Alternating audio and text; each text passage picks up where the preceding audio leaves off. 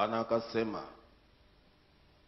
maelfu ya watu walipokuwa wanamsikiliza, yeye alikuwa amesimama kando ya ziwa Genezareti. Ziwa au bahari, mtu aliyezama duniani maana yake amezama baharini. Ni dunia. Samaki ni wanadamu wamezama baharini, ziwani.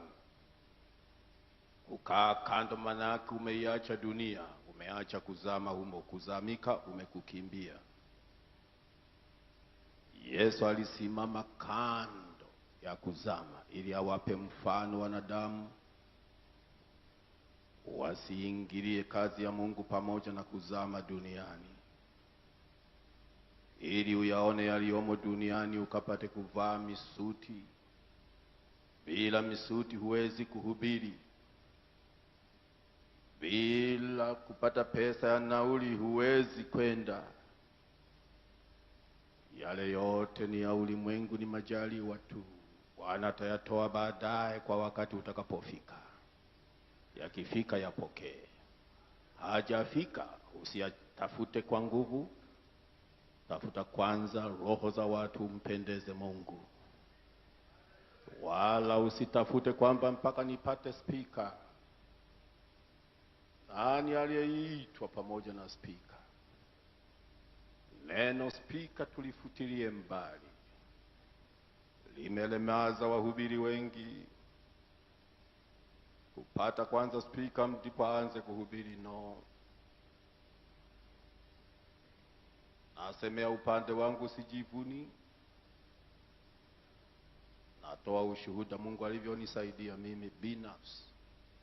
Kinipeleka kwamba Moses kula anajivuna, mimi sina hilo. Nilikaa miaka 17 na hubiri kwa kinywa. Miaka 17. Baadaye nikaja kupata kabesa ni kadogo kuliko zile besa ni kubwa.